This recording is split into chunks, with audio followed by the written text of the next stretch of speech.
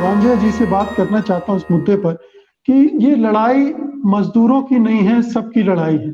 लेकिन मजदूर आंदोलन अलग थलग लड़ रहे हैं और इसीलिए पिछले 3 दशकों में हम देख रहे हैं कि वो समाज से नहीं जुड़ पाए, समाज उसे अपना आंदोलन जैसा नहीं ले पा रहा है। क्या यही कमजोरी है सबसे बड़ी? डॉक्टर मुकेश कुमार, आपने अभी अभी बहुत सारे महत्वपूर्ण सवाल उठाया। मैं 2 कदम पीछे जाके आपका सवाल का जवाब मैं दूंगा थोड़ी देर के बाद। अभी अभी अमरजीत कौर जी, उर्मिलेश जी, अशोक राव जी ने कहा, देखिए आंदोलन आंदोलन अगर लोकतंत्र में लोग को आंदोलन करने का जो हक नहीं है, अधिकार नहीं है, तो आप सचमुच अपने आप को हम लोकतंत्र नहीं कह सकते। ये 2 दिन का अभी जो आंदोलन हुई है, इसका सफलता कितना हुआ कि नहीं, इस विषय के ऊपर हम बात करें। मगर आंदोलन, और हम ये मान लिया कि पूरा भारतवर्ष में, विश्व में जो श्रमिक लोगों का जो यूनियन है, ट्रेड यूनियन जो कहते हैं, कमजोर हो गए, ये हमें मानना पड़ेगा। फिर भी ये ऐसा नहीं है कि एकदम वो और नहीं है। ये मान लिया कि हमारे देश के ट्रेड यूनियन जो संगठित क्षेत्र का मजदूरों के साथ थे और जो असंगठित क्षेत्र का अनऑर्गेनाइज सेक्टर उतना उनका हित के लिए इतना देख नहीं पाया। मगर आज समय बदल रहे हैं। मैं 2-3 उदाहरण देना चाहता हूं और ये अमरजीत जी और बाकी लोग भी जोड़ सकते हैं। ये ट्रेड यूनियन का दबाव के बाद, विरोधी दल के दबाव के बाद भारत सरकार को रोकना पड़ा सीईएल, सेंट्रल इलेक्ट्रॉनिक्स लिमिटेड का निजीकरण को रोकना पड़ा। क्योंकि जिस तरह से इसका निजीकरण हो रहा है, एक तरह से एकदम एक घोटाला, एक बड़े एक स्कैंडल है।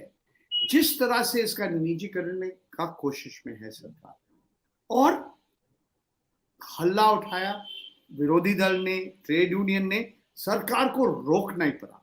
देखिए, इसमें एक तरह से क्रोनी पूंजीवाद है। ये कंपनी मामूली कंपनी नहीं है। ये company department of scientific and industrial research का एक वो उसके विभाग के अंदर आता है। ये कंपनी जो जो चीज बनाते हैं, इसके साथ राष्ट्रीय सुरक्षा का एक संबंध है। ये वैज्ञानिक लोग को हमसे ज्यादा मालूम है।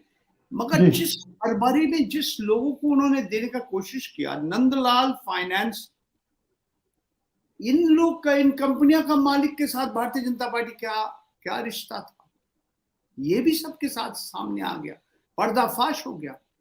और सरकार बोला कि ये इतना इनका संपत्ति है, आप इसको क्या मूंगफली का रेट में आप 210 करोड़ में बेचने चाहते हैं? इसका जमीन कितना है, देखिए, इसका जितना संपत्ति है, इसका वैल्यूएशन कीजिए। तो आंदोलन के बाद सरकार देखा कि अगर हम आगे बढ़ेंगे तो बहुत बड़ा एक घोटाला हो जाए, तो रोक दिया जी। ये पहला बात। तो इस तरह से श्रमिक का आंदोलन सफल हुआ।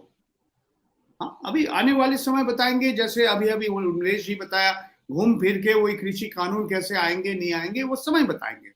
मगर एक मैं उदाहरण दे, मैं और भी उदाहरण देना चाहता हूं। देखिए, ये निजीकरण आजकल लोग बहुत कह रहे हैं। इससे पहले मनमोहन सिंह का सरकार, अटल बिहारी वाजपेयी जी का सरकार, इसका नाम और कुछ दिया था, डिसइन्वेस्टमेंट या डाइवेस्टमेंट, या ये निजीकरण एक तरह से गंद शब्द था, तो बोले ये विनिवेश है, विनिवेश है। उस समय भी घोटाला था। अरुण शौरी उस समय मंत्री थे। आप जानते हैं क्या हुआ था सेंटोर होटल मुंबई में। अलग बात है कि आज अरुण शौरी का भाषा बदल गया, वो अलग बात है। मगर उस समय से एक तरह एक दक्षिणपंथी जो राजनीति में विश्वास करते हैं, उनका कहना है कि भाई ये जो हमारे सार्वजनिक क्षेत्र है, पब्लिक सेक्टर है, कुछ समाज को कुछ नहीं दे पाया, इसको निजीकरण करना चाहिए। उस समय से चल रहा है। और कुछ तरह से कुछ कांग्रेस सरकार भी इस तरह से, इसका सोच ऐसा था कि the government has no business to be in business. मगर ये तो साधारण कारोबार नहीं है, ये तो साधारण ये बिजनेस नहीं है।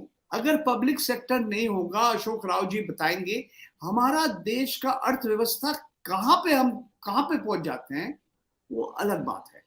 आज सरकार आम आदमी का, देश का नागरिक का संपत्ति बेचने का रास्ते में है, मगर सफल नहीं हुई है। ये भी आप मान लीजिए। भारतीय जो ठाकुरता साहब, हम लगातार देख रहे हैं सरकार पोर्ट दे रही है, हवाई अड्डे बेच रही है, सब कुछ तो बेच रही है और धड़ल्ले से चल रहा है। सुनिए, मगर पैसा कहां से आ रहा है? आप देश का संपत्ति, जैसे बहुत लोग कह रहे, आप एक परिवार का जो सोना और चांदी आप बेच के आप कितने दिन आप चलाएंगे? आपका रसोई चलेगा कितने दिन? आप ये आपका परिवार का चांदी सोना बेच के आप बेटी का शिक्षा दीजिए, हम समझेंगे? नहीं, मुद्दा ये है कि निजीकरण को रोक नहीं पा रहे हैं। एक मिनट जी, नहीं रोक पाया, मगर सरकार भी आगे नहीं बढ़ पा रहे। जिस रफ्तार से वो सोच रहे थे हम जाएंगे, ये नहीं कर रहे। देखिए, LIC के IPO अभी भी चल रहे हैं, अभी कुछ पक्का नहीं हुआ, बहुत कुछ चल रहा है। मगर मेरा कहना 2-3 चीज है, हम आपको नंबर बता देंगे। लगातार आप देखिए 2020-21 वित्तीय साल से 2021-22 वित्तीय साल में सरकार जो लक्ष्य रखते हैं ना, उसका आसपास नहीं पहुंचते। ये वित्तीय साल अभी खत्म होने वाले हैं। एयर इंडिया, किस तरह से एयर इंडिया का निजीकरण हुआ, और ये CEL असफल हुआ।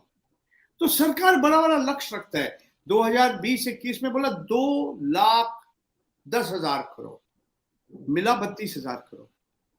2021-22 में बोला 1,75,000 करोड़, मिला 80,000 करोड़ से भी कम, 78,000 करोड़। मगर आप देखिए, ये लक्ष्य भी इनका कम हो रहा है। इस साल बजट में ये लिखा है कि ये 65,000 करोड़ लक्ष्य है निजीकरण से सरकार। और क्या? एयर इंडिया तो बोल दे, भारत पेट्रोलियम, कंटेनर। मैं आपसे सहमत हूँ ठाकुरता साहब, लेकिन प्रश्न ये है कि ये हड़तालों की वजह से कम नहीं हो रहा। ये मार्केट सिचुएशन ऐसी है कि वो बेच नहीं पा रही है।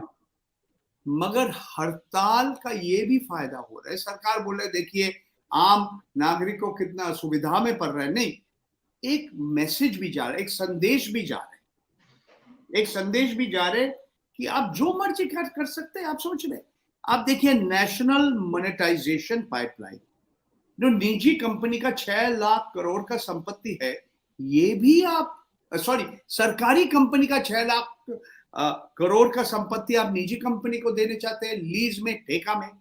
देखिए, आप बहुत कुछ बोल रहे हैं हम करेंगे, मगर आप सफल नहीं हो पाया अभी। तो क्यों सफल नहीं? क्योंकि लोग आंदोलन कर रहे हैं, लड़ रहे हैं। तो ये मैं मान लिया कि सरकार पीछे हटने नहीं चाहते। उनका जो राजनीतिक जो विचारधारा है, वो कहेंगे हम आगे करेंगे, उसका सामने और रास्ता नहीं है। सिर्फ संपत्ति बेचना और जो बड़े बड़े पूंजीपति है वो खरीद लेंगे, यही उनका, और कोई रास्ता उसके सामने नहीं है। मगर सफल नहीं हुआ जितना था, जिस तरह से उन्होंने सफल सोच रहा था हम सफल होंगे, नहीं हो पाया। और इसीलिए बजट का लक्ष्य एक के बाद एक 3 साल आप देख रहे हैं कम।